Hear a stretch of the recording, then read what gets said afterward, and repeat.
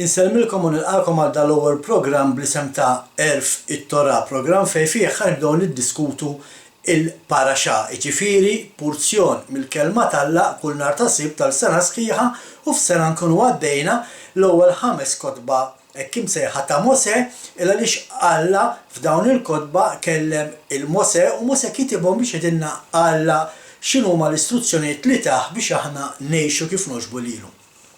U biex nibdew l-ewwel programm tagħna, illum ħankunu qed niddiskutu l-ewwel porzjon f'dan iċ-ċiklu illi il-porzjon jismu Bereshit. Bereshit li huwa minn Ġenesi kapitlu 1 sa Ġenesi kapitlu 6 vers 8. Inħeġġixkom sabiex taqraw daw il-5 kapitli. Ħalli tkunu tistgħu issegwu dak li aħna qegħdin nedulkom. F'dana il-paraxà, f'din il-paraxà naraw il-ħolqien, naraw kreazzjoni illi Alla ħalaq kreazzjoni perfetta fejn naraw l-Alla joħloq dak kollu li aħna naraw anke dak li ma nistgħux naraw imma huwa maħluq. U naraw kif dina il-kreazzjoni perfetta Alla ħares li għax il-lestija u ra li kollox kien sewwa fil-faddana insibuh miktub fil-kelma tal-Alla fil-ktieb tal-Ġenesi kapitlu 1 vers 31 fejn jaqra hekk. U Alla ħares lejn kull ma kien għamel u ara kollox kien tajjeb ħafna u dalam u sebaħ is-sitt jum. Mela hekk il-kelma qed tgħidilna li kollox kien tajjeb, kollox kien qed jaħdem kif suppost, kif Alla ħolqu, kif Alla krejah. Din hija parti wkoll mill-liġi tal-Alla, illa għaliex Alla għamel l-istruzzjonijiet ta' il-kmand tiegħu. Il-kull ma ħalaq u kull ma ħalaq jobdi lil mulej. Huwa biss il-bniedem li imur kontra Alla, huwa biss il-bniedem li jagħmel id-dnub. Perx qed ngħid hekk, illa għaliex ix-xemx jekk Alla ordnala titla' fil-għodu tinżel fil-għaxija hekk tagħmel. Il-qamar jekk Alla ordnalu jfeġġ bil-lejl u jinżel fil-għodu hekk jagħmel. Il-kwiekeb jidhru bil-lejl għaliex Alla hekk ordnalhom. Is-siġar u l-fjuri kollha jagħmlu bħal speċi skont iż-żerja tagħhom. Għaliex Alla hekk ordna u dak il-liġi tal-Alla ma tinkisirx hawnhekk. Huwa biss il-bniedem li jasal biex jikser il-liġi tal-Alla. U naraw allura qed naraw illi Alla ħoloq ra li kollox kien tajjeb u huwa il-bniedem bil-ħażen tiegħu li ġab l-istat tad-dinja li fejn hi. L-istat ta' dinja llum illi qed inħarsu leha u naraw pajjiżi jerqu kif tagħmel naqra xita. Naraw pajjiżi oħra qegħdin jaqbdu madwar id-dinja kollha, fenomeni. Ħafna tismagħhom jgħidu l-isma' dawn l-affarijiet qatt ma rajna bħalhom, jew nkella ssib min jirrapporta u jgħidulek il-ġurnalisti fuq skala biblika d-diżastri li qed isiru. Jafu x'qed jgħidu l-ġurnalisti. Imma il għaliex qed isiru dawn l-affarijiet, il għaliex il-bniedem waqa' mill-istat perfett li kien jgħix fih permezz ta' dnub u peress li waqa' mill-istat perfett id-dinja issa ġiet korrotta. Dik hija l-kelma. Id-dinja ġiet korrotta. Imma Alla fil-grazzja tiegħu, fil-ħniena tiegħu, għamel pjan biex kollox jerġa' jiġi rrestawrat bħal ma kien. Nafu li l-kreazzjoni ormai issa waslet biex tispiċċa d-dinja qed tgħid, d-dinja qed taqtala nifisha, nafu li wasalna fl-aħħar żminijiet u mbagħad se jkun hemm sema ġdida u art ġdida fejn aħna nkunu qed ngħixu fl-istess stat li kienu qed jgħixu Adam u Eva taħt il-liġi tal-Alla, taħt it-Tora immexxija minn Jaxua innifsu, minn Ġesu innifsu u nkunu qed ngħixu fi stat perfett. Kif nafuh dan? Dan nafuh għaliex jekk immorru fil-ktieb tas-Salmi pereżempju, fil-ktieb tas-Salmi jgħidilna Salm 37, Salm 37, vers 11, imma il-ġwejdin qatt jirtu l-art u bislim kotran jitaxqu. Min sejri tal-art il-ġwejdin, il-ġusti, dawk li huma tajba f'għajnejn Alla. Anke Mattew fil-Testament hekk imsejjaħ it-Testament il-ġdid. Mattew 5 vers 5 jgħid hekk ħenjien ta' qalbhom ħelwa għax huma jkollhom bwirthom l-art. Hawnhekk jiddispeċini ngħid tinfaqa' il-bużieqa ta' dawk li jippritkaw il-famuża ħatfa tal-Knisja, ir-rapture, xi ħaġa li prattikalment mhijiex fil-Bibja hija inventata mill-bniedem għal skopijiet tiegħu biex ikun jista' iżomm in-nies fil-biża' u allura jkun jista' jaħkem fuqhom, imma bħalma qed taraw kemm fis-Salmi fl-Antik Testament u kemm Mattew fit-Testament il-ġdid qed jgħidu li l-ġwejdin in-nies tajba, the righteous, the just se jirtu din l-art. Hawnhekk se nkunu qed ngħixu il-ħajja ta' dejjem. U rridna mela ċara li qed nitkellmu fuq dan il-punt, jiena ma nagħmel l-ebda distinzjoni bejn it-Testament l-Antik u t-Testament il-ġdid. Hija sempliċement karta vojta f'nofs il-Bibja bejniethom jekk inti taqlaħħa jiġi ktieb wieħed u l-messaġġ huwa dejjem l-istess qatt ma jinbidel. Huwa l-bniedem li jgħid li nbidel il-messaġġ fit-Testament il-ġdid illa li xi ġoġbu jsemmu wieħed Testament Antik u l-ieħor Testament ġdid. Imma għal Alla kollox kien għadu kif ippjana kollox kien għadu u jaqpa kif qal hu. Qatt innotajtu illi Alla dejjem jgħid fil-kelma tiegħu indmu u jekk tindmu jiena infejqilkom artkom. Dina pereżempju nsibuha fit-tieni ktieb tal-Kroniki, kapitlu 7 vers 14 fejn jaqra hekk.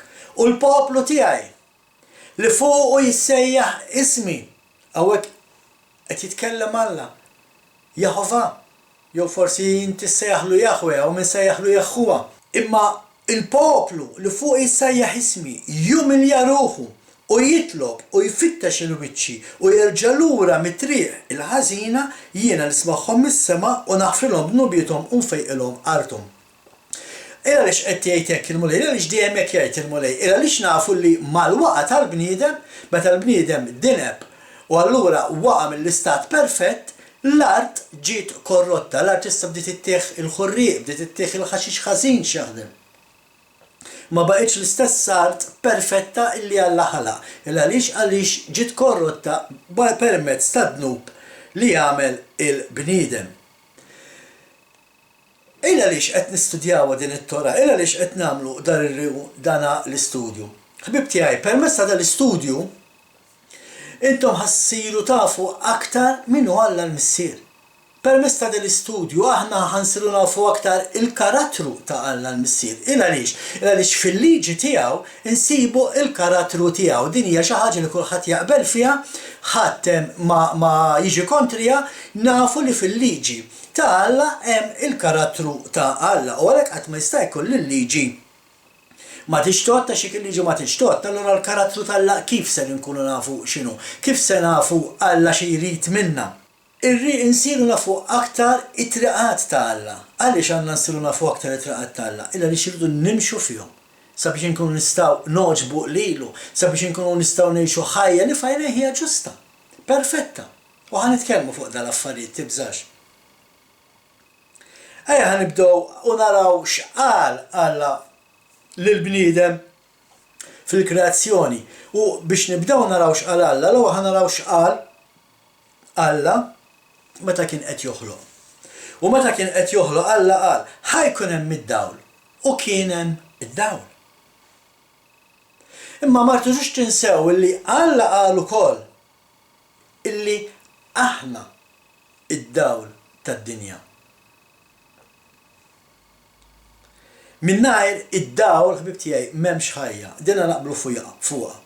Minnajr id-dawl m'hemmx ħajja, id-dawl huwa dak xi ħaġa li jagħti il-ħajja kull fejn ikun.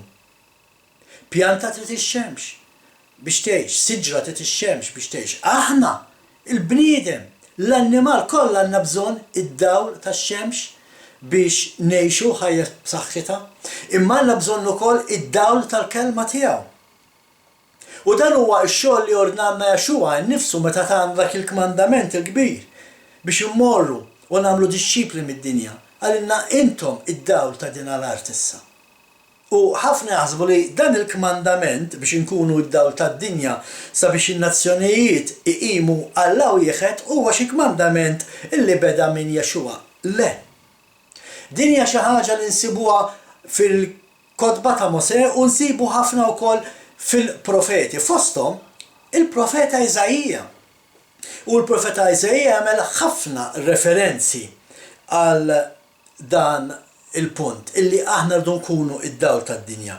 Iżajija kontinwament jitkellem fuq il-weda ta' Alla lil poplu tiegħu jerġa' jingħaqad Iżrael ikun id-dawl għan-nazzjonijiet u ħafna pagani jintmu jibdew iqimu l-Alla ta' Iżrael.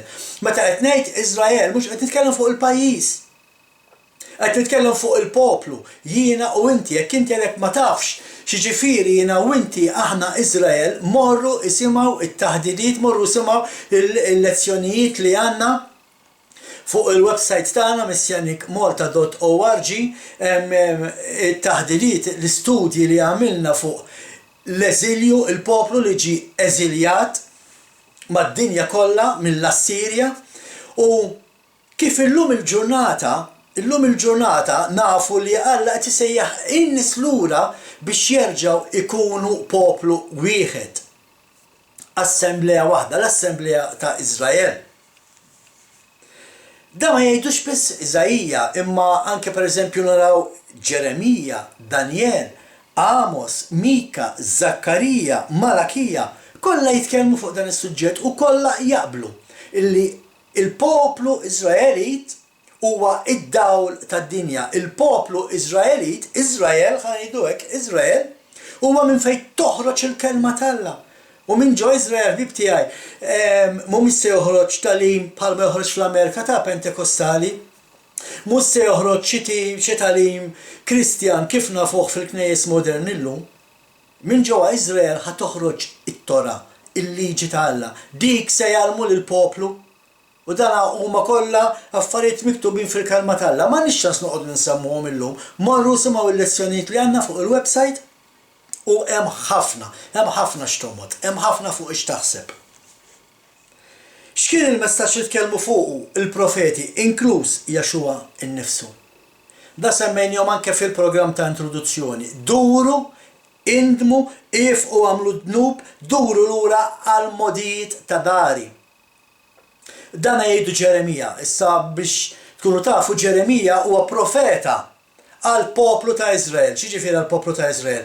Għal dawk li huma inferxa mad-dinja kollha, dawk li ġew eżiljati mill-Assirja.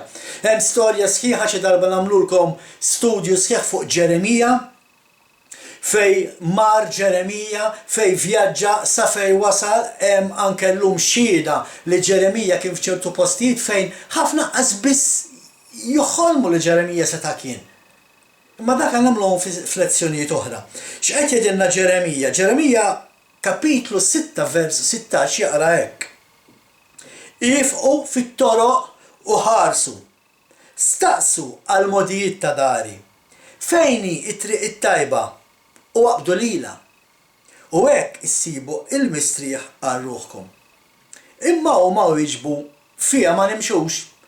U dan huwa l-istess messaġġ li ħafna nies illum qed jgħidu. Meta tisma' ħafna nies, anke Kristjani, jgħidu li illum m'għadniex taħt il-liġi. Il-liġi ma tixtod, Kristu għal liġi. X'qed jgħidu? Qed jgħidu l-istess bħalma kien qed jgħid dan il-poplu fi żmien Ġeremija. Ma rridux nimxu fit-triq tiegħek mulej. Forsi ma nismawhomx jgħidu hekk, imma dak li qed ifissru b'dak li qed jgħidu. Bl-Ingliż hemm il-frażi x'qed jgħidu between the lines, bej versu ieħor x'qed jgħidu.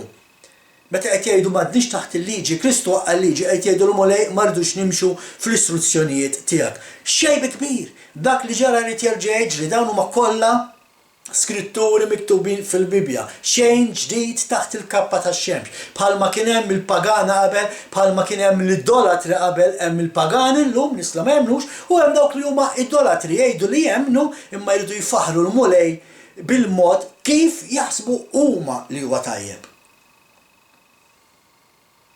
X'inhi l-modija li fuqha jitkellem Ġeremija? Il-modija li fuqha jitkellem Ġeremija huma l-istruzzjonijiet tal-Alla, it-triq tiegħu minn fejn għandna ngħaddu, il-liġi tiegħu, it-Torah. Dak il-passaġġ qed jitkellem fuq Ġeremija minn dik it-triq irdu naslu biex ngħaddu. Dan huwa l-messaġġ li dejjem waslu il-profeti ta' Iżrael ħbib tiegħi. Dejjem dan il-messaġġ kien. Indmu u erġgħu duru biex tobdu l-kelma tal-Alla. Il-kelma tal-Alla, it-Torah, id-dawl, il-bib, it-triq u l-verità. Di twassal għas-salvazzjoni tal-ġnus. Bekk irdu jsalvaw il-ġnus. Inti ma tistax issalva jekk inti m'intix ħatgħaddi minn dak il-bib li jwaslek għas-salvazzjoni. X'inhu dan il-bib? Li tobdi l-istruzzjonijiet ta' Alla. X'inhi it-triq? It-triq hija dik li tobdi l-istruzzjonijiet tal-Alla. Id-dawl, x'għajdilna David fis-salm tiegħu? X'għajdilna fuq il-verità David? Il-verità, il-kelma tiegħek hija l-verità mulej. U l-kelma tiegħek hija dawl għar-riġlejja. Dawl il-kelma tal-Alla, il-kelma li nsibu fil-5 kotba ta' Mosè, David għalija qed jirreferi. Ejja ħankomplu. Iżajija, kapitlu 42, ma ninsawx minn fejn tlaqna, Alla qed jgħid li aħna llum id-dawl tad-dinja, id-dinja permezz tat-talim li mmexxu aħna tittgħix tittuħu r-ruħ, mhux ta' b'xejn id-dinja qiegħda tmut. Għaliex it-talim li qed jiġi pritkat huwa talim imqarraq min nies qarrieqa. Nemmnu li jħobbu l-Alla daw u qed jippruvaw resqu n-nies lejn Alla, ma huma mqarqa fit-talim tagħhom, ma jridux jammettu, jafu li huma mqarqa, jafu, imma ma jridux jammettu.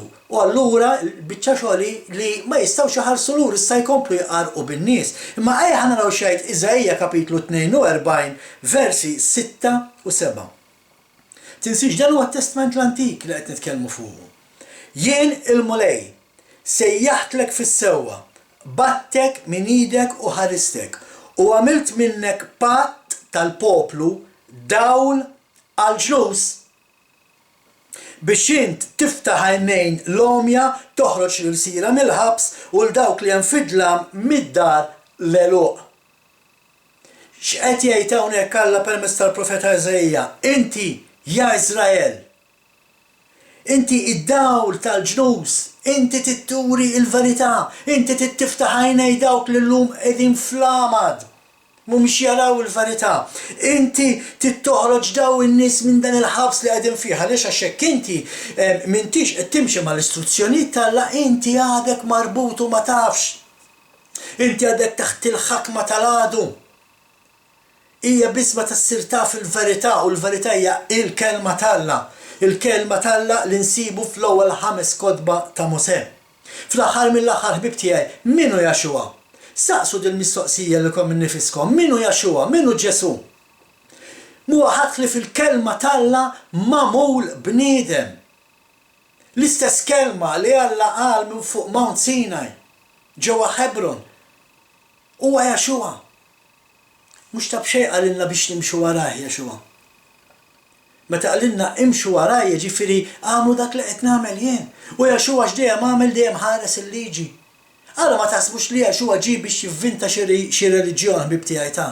Alla ma taħsbux li Jaxua ġie biex joħloq xi ħaġa ġdida. Xejn minn dan. Alla wiex veru meta tkellem Jaxua, meta tkellem Ġesu fit-Testament il-Ġdid dejjem qal hemm miktub. Dejjem kien qed jirreferi għal dak li hemm miktub fil-5 kotba ta' Mosè u f'dak li qalu l-profeti, għax il-profeti dejjem irreferew għal 5 kotba ta' Mosè bħala l-istruzzjonijiet li Alla tagħna kif għandna ngħixu.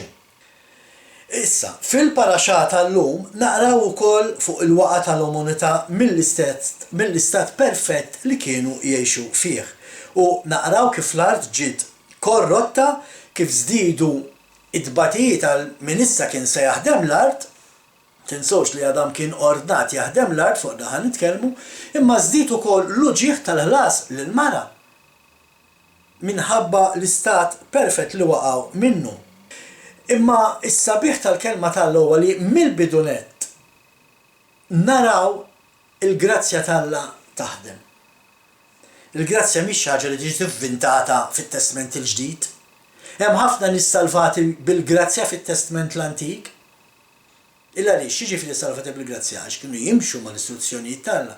Daw kienu għadhom ma rawx il-Messija għalkemm kienu jemmnu li ġej Messija. Minn dejjem, minn Eva. Eva wkoll kienet qed tistenna li tista' tkun li twellet il-Messija, ma kienx taf x'ser jiġru wara, imma kienet taf x'qal Alla lil Adam. Xi tfisser il-kelma grazzja? Tfisser il-kelma grazzja tfisser li Alla jaċċetta l-indiema tagħna u jerġa' jilqana lura fil-familja tiegħu. Hawnhekk tiġini f'moħħ il-parabola ta' Liben il-ħali. Liben il-ħali li ħafna jinterpretawha bħala il-bniedem li telaq minn dar missieru mar jixxala fid-dinja naqfa kollox meta ġie lura Alla ħafirlu. U m'għandix problema illi tiġi deskritta hekk din l-istorja, imma dak mhux l-uniku eżempju ta' din l-istorja. Mhux l-uniku skop ta' din l-istorja. Meta il-kelma qed titkellem fuq iż-żewġ taħwa qed titkellem fuq it-tribu ta' Ġuda u Benjamin li baqgħu id-dar ma' missierhom għadhom salluk ġewwa Iżrael u Liben il-ħali huma l-10 tribujiet inferxa mad-dinja kollha. U dil parabola dak li tallimna kif diġettilkom illum il-poplu ġej lura lejn Alla biex jobdi l-istruzzjonijiet tiegħu. U Alla qed jilqaħħom, Alla volja marru fid-dinja, Alla volja marru jiċċelebraw festi pagani bħal Militu, l-Easter u San Valentinu u ħafna minn dal-festi. Alla jaħfrilhom u llum qed jilqaħħom lura fih danu, qed jallimna l-kelma tiegħu, qed jallimna l-istruzzjonijiet tagħna l-festi tiegħu, spjegalna x'inhuma l-festi tiegħu fil-kelma tiegħu stess biex aħna nkunu nistgħu insegwuhom. Imma ftit jafu li hemm 7 festi li huma tal-mulej, ma dawk illum m'għadhomx jgħoddu. Illum il-Christmas u l-Easter u San Valentinu għadhom jgħoddu. Ejja ħankomplu. Il-paraxata din il-ġimgħa bħalma tafu fiha 5 kapitli u 8 vrus minn kapitlu 6. Ma nistgħux nitkellmu fuq dak kollu li qed jiġri f'dina il-paraxa illa li hemm ħafna. Il-messaġġi jkunu varji jekk taħdem il-kelma tagħna dak is-sabiħ, meta qed ngħid hemm ħafna x'tomod, hemm ħafna x'titgħallem, ħafna x'tispjega. Jiena li ormai issa ili 12 il-sena nistudja it-Tora, ili madwar 12 sena insegwi it-Tora u nobdija, u kol ma nafx kollox xtajt f'daw il-5 paragrafi. Imma dak is-sabiħ tal-kelma tagħna li sena wara sena Alla jtik rivelazzjoni ġdida u inti dejjem tikber fir-relazzjoni tiegħek mal-mulej. Imma ejja ħalli nsemmu xi affarijiet interessanti li nsibu f'din il-paraxa. U xi ħaġa interessanti li nsibu f'din il-paraxa tal-lum hija il-kelma Bereshit. Fil-fatt jekk jisimha il-paraxa u Bereshit hija l-ewwel kelma li nsibu fil-Bibja. Il-kelma Bereshit bl-Ebrajk u bil-Malti tfisser fil-bidu. U jekk inti tiftaħ il-Bibja tiegħek u tibda taqra mill-bidu ssib l-ewwel kelma hija fil-bidu. Bereshit. Interessanti il-kelma Bereshit tibda bl-ittra Bet li hija t-tieni ittra fl-alfabet Ebrajku. L-ewwel ittra hija Alef u t-tieni ittra hija Bet. Fil-fatt dawn iż-żewġ kelmiet huma minn fejn ġibu il-kelma alfabet. Alef, Bet. Qabel kien hawn l-ortografija kif nafu llum, qabel il-bniedem ħoloq il-mod kif jikteb biex jiftiem kien iktar ipenġi milli jikteb. U s-simbolu ta' Bet kienet forma ta' dar. Fil-fatt qed tarawha bħalissa fuq l-iskrin, dak li qed taraw fuq l-iskrin tagħkom hija littra Bet biss bl-istil paleo. Tajjeb u bl-istil Ebrajku tal-bidu tiegħu, fil-bidu tiegħu. Dina litra tissimbolizza dar. U dan huwa s-sabiħ tal-kelma tagħna. Bereshit tibda bil-kelma Bet, il-kelma litra Bet li tfisser dar. U dan tgħidilna mill-bidunet illi meta Alla ħalaq id-dinja kien qed joħloq dar fejn jiena u inti nistgħu ngħixu fil-preżenza tiegħu. Meta Alla ħalaq id-dinja kien qed joħroq dar fejn hu kien qed jażel bħala l-post li jinżel mis-sema u jiġi jiltaqa' magħna. Hekk kien jagħmel ma' Adam, hekk tgħidilna l-kelma li Alla kien jinżel għaż-żiffa tal-ġurnata u jiltaqa' ma' Adam. U hekk ser jirġa' jibda jagħmel meta nkunu qed ngħixu fuq din l-art għall-eternità. Naraw li Alla allura meta ħalaq id-dinja ħaloq post fejn aħna nistgħu ngħixu, fejn nistgħu niltaqgħu miegħu, meta Alla ħalaq id-dinja ħalaq dar għalina, għalija u għalik. X'inhu l-iskop tad-dar? Skop ta' dar mhux sempliċiment erba' ħitan. Id-dar huwa post fejn inti suppost tħossok sikur, fejn inti tħossok protett, għandek assikurazzjoni, taf li l-moment li inti għallaqt il-bib u tħalt torqod moħħok mistrieħ għax inti fis-sigur, mhux bħalma tinti qed barra u kulħadd jista' jgħaddi u jagħmel li jrid bik. Għaldaqstant, id-dar, id-dinja, hija il-post fejn fiha rridu nonoraw il-Alla. U din hija xi ħaġa li nafu anki mit-tradizzjonijiet minn dejjem mill-bidunet, ir-raġel il-kap tal-familja dejjem kien jiġi onorat bħala il-kap tal-familja. U l-istess bħalma jsiru fil-familji tagħna, anki hawn Malta, u fid-dinja kollha, u l-istess bħalma jsir fid-dinja kollha allura l-istess issir fid-dinja relatata spiritualment ma' Alla l-missier. Jekk qegħdin f'din id-dar li Alla ħalaq għalina, rridu nonoraw il-Alla il-missier f'din id-dar. Fil-fatt naraw li il-kelma tajt li Alla poġġa lil Adam fil-ġnien u kien jimxi miegħu. Dan nsemmuh Ġenesi kapitlu 3 vers 8. Allura dan jurina li d-dinja hija il-post li Alla ħalaq biex jiltaqa' ma' dak kollu li ħalaq u jiġi jiltaqa' magħna. U aħna niltaqgħu miegħu. Dak hu s-sabiħ ta' dan il-post fid-dinja. Dan kien din kienet id-dinja meta kienet fl-istat perfett tagħha. Ma ninsewx li fil-kreazzjoni naraw li Alla ta' istruzzjonijiet lill-Adam biex jaħdem il-ġnien. Illa għaliex Alla ħoloq. Alla mel 6 jiem joħloq u jrid li aħna noħolqu. Alla ħadem u jrid li aħna wkoll naħdmu. Alla straħ u jrid li wkoll aħna nistrieħu. Ħaniftehmu għax nafu li jkun min joħroġ jattakkana. Alla m'għandux bżonn jistrieħ għaxjejja, il-kelma straħ ifisser waqaf milli jkompli joħloq. Ħoloq dak li kellu joħloq fis-7 jum il-mulej waqaf joħloq straħ. U birek dak il-jum qazzu għamlu qaddis u għalli nisma' dak il-jum huwa qaddis. Intom għandkom 6 jiem taħdmu bħalma għamelu imma fis-7 jum ifqu. Għaliex iridna nifqu. U l-kelma tgħidilna. Għaliex Alla jridna nagħmlu laqa qaddisa fil-jum tas-sibt. Iridna niġu niltaqgħu miegħu. Iridna niġu nfaħruh, iridna niġu nitalmu l-kelma tiegħu nistudjawha fl-ispirtu tiegħu.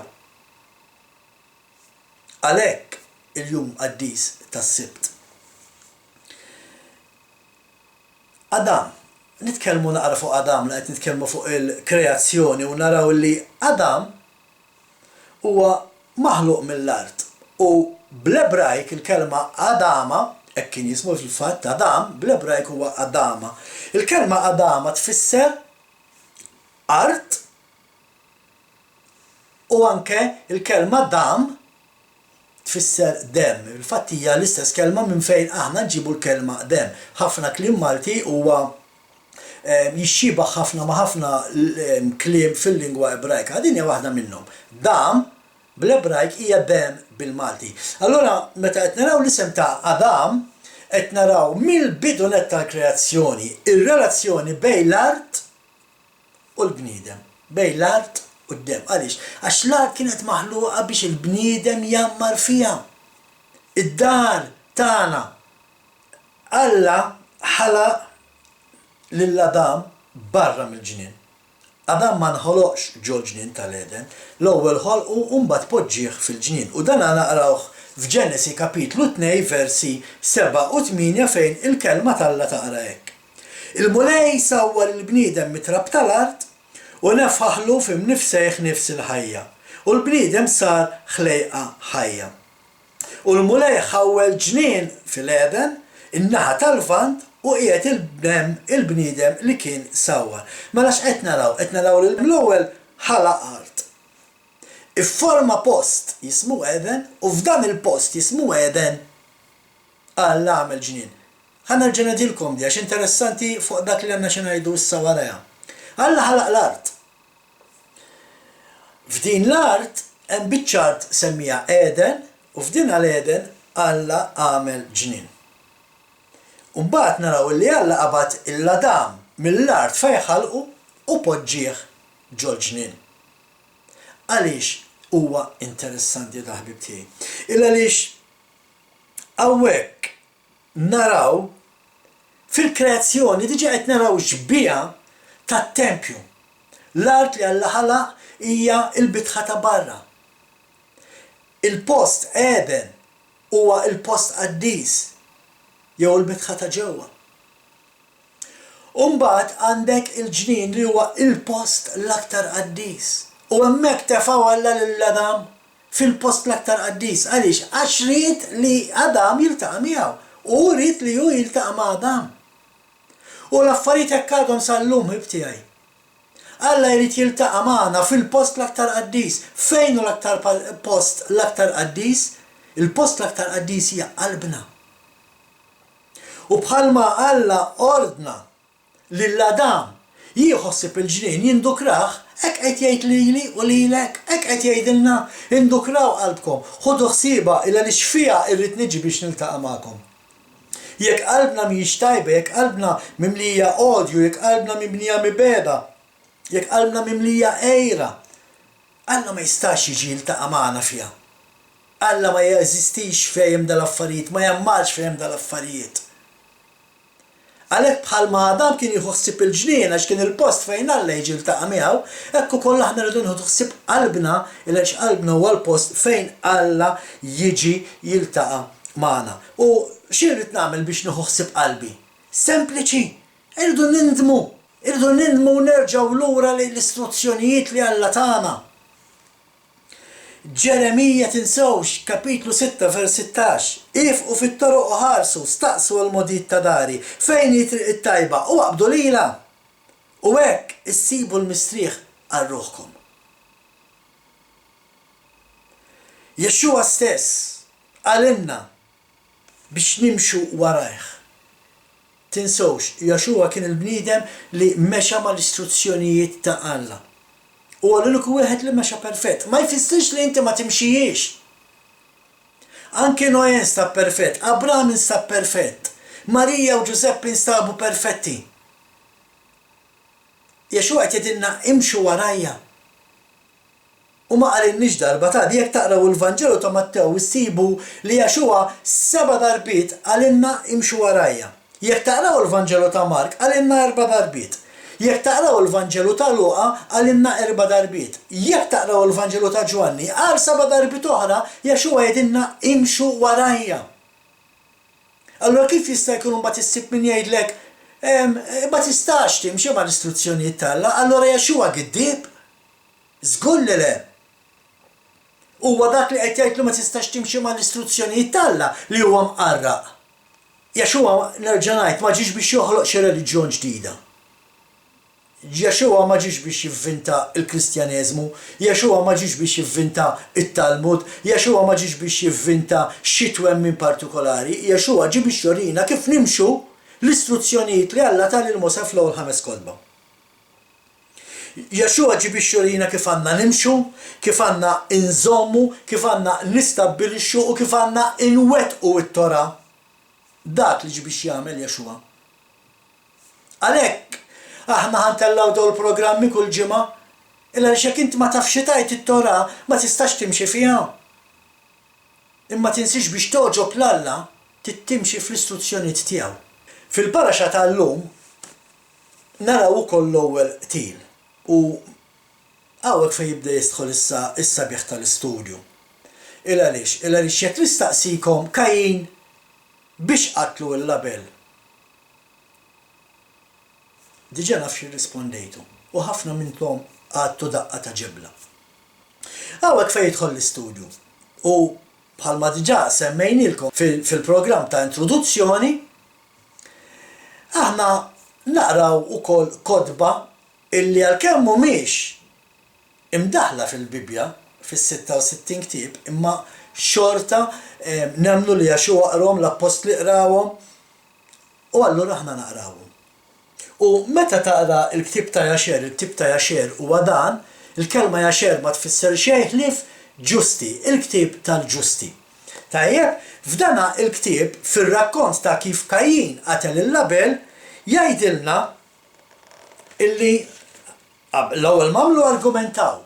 Jgħidilna fuq x'argumentaw, imma fl-ewwel kapitlu vers 25 mbagħad jaqra hekk. Ħanaqra bl-Ingliż issa naqraħilkom bil-Malti. And Cain hastened and rose up and took the iron part of his plowing instrument with which he suddenly smote his brother and he slew him. Mela x'qed jedinna hawnhekk qed jedinna li waqt li kienu qed jargumentaw Kajin għamal ħuħ qabad biċċa mill-ħadida li kienet tagħmel parti mill-moħrit li kien qed juża taħda qabja u qatlu. Dan huwa s-sabiħ ta' dan il-ktieb li ħan nirreferu ħafna lih il-ktieb ta' Jaxer. Illa lix ħan nirreferu għalih għax fi affarijiet interessanti ħafna illi ma jikkontradixtux il-kelma tal-Alla. Anzi, issaħħu dak li hemm miktub fil-ewwel 5 kotba ta' Mosè. U da taraw ħissa kemm interessanti meta naslu biex nitkellmu anke fuq Abraham. Imma biex inkomplu fil-ktieb ta' Jaxer mbagħad jgħidilna illi minn hawn il-qudiem l-umanità tħassret.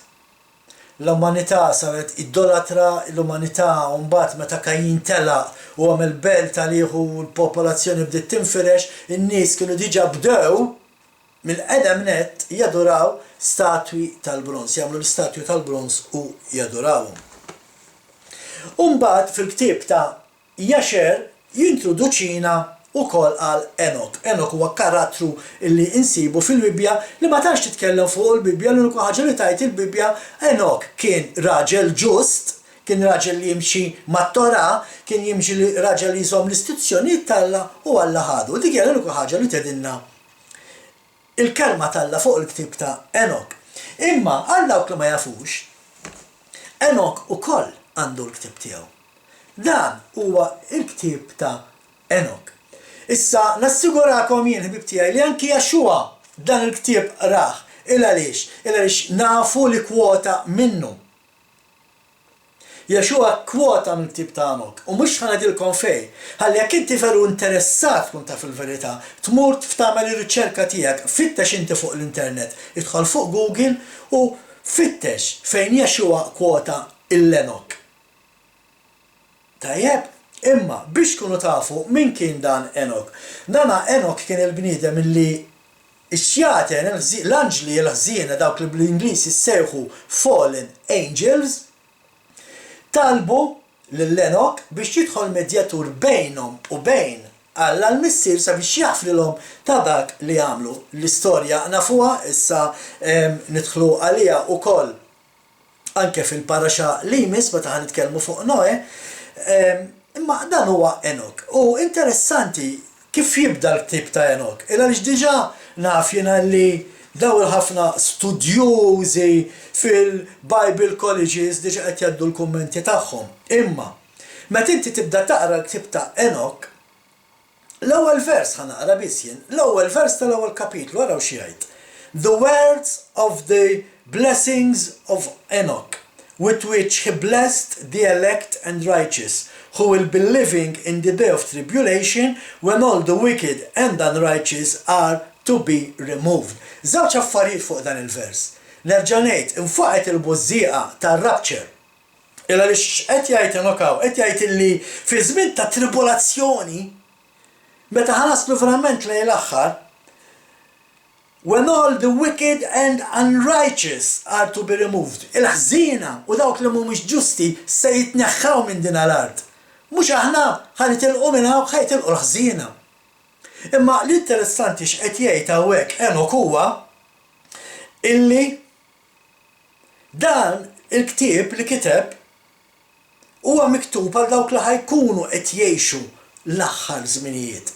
Mela importanti jekk inti temmen u jiena naf li ħafna minnkom temnu li aħna qed ngħixu l-aħħar żminijiet. Allura Jekk Enok għal-isma dal-ktib u għal dik il-ġenerazzjoni, inti kif għadek ma qrajtux? Qed taraw kemm hu sabiħ li tistudja ħbib tiegħi. Qatt toqgħodu fuq dak li jgħid il-bniedem ta' il-kelma tal-Alla hija ħafna differenti minn dak li ħafna jiġi pritkat. Illum qed nurikom xhieda kotba li qatt ma nfetħu mill-predikaturi, minn għalliema ta' knejjes u assembleji. Għaliex? Għaliex jekk jipritkaw dak li hemm miktub f'dan il-kotba, jaqa' dak kollu li dejjem jipritkaw. Ejja ħankomplu. Mbagħad naraw li Enok kien il-bniedem tgħidilna, mill-ktib ta' Jexer jgħidilna li Enok kien il-bniedem li reġa' ġab it-tjieba fuq l-art. Enok kien jipritka, kien jgħallem l-istruzzjonijiet, ħafna kienu forsi jimxu warajh fuq dak li kien jgħallem, imma mbagħad naraw Enok miet, jew ġie meħud, ġara li ġara minn Enok, wara li Enok m'għadux aktar, il-poplu, id-dinja reġgħet waqgħet fl-idolatrija, rġajna spiċċajna biex nadoraw Alla tfolos. Xi ħaġa li dejjem issir li dejjem tirrepetu ruħha, xi ħaġa li qed ngħaddu minnha anke llum, ħafna li jgħidu li jemmnu f'Alla imma fl-istess ħin b'dak li jgħidu, b'dak li għamlu, b'dak li ċċelebraw, qed imorru kontra dak li Alla jgħid.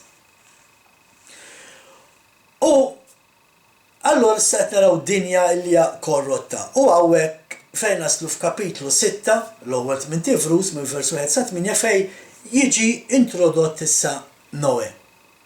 Qed naraw il-Noe dieħel fix-xena. U fuq Noe għandna ħafna xi ngħidu. Il-ċemm affarijiet illi nsibuhom fil-ktib ta' Exer illi qas jaddunna minn rasna kultant. Imma nitkellmu fuqhom fuq il-programm li jmiss. Għal dawk li se jsegwu t-tieni paraxa li jisimha Noe fil-fatt, inħeġġiġkom sabiex għat-tieni programm taqraw minn Ġenesi kapitlu 6 vers 9 sa kapitlu 11 vers 32. Dan huwa il-porzjon tat-Tora li jmiss. Sakemm nerġgħu nittaqgħu għat-tieni porzjon tal-istudju tat-Tora, aqraw u aħsbu u meditaw fuq dak li qal Ġeremija ħbib tiegħi, kapitlu 6 vers 16. Dan jgħid il-Mulej. Ifqu fit-toroq u ħarsu, staqsu għal-modijiet ta' dari, fejn triq it-tajba, u waqbdu lilha, u hekk issibu il-mistrieħ għal ruħkom. Sakemm narakom fi programm li jmiss, insellmilkom ħbib tiegħi, Shalom.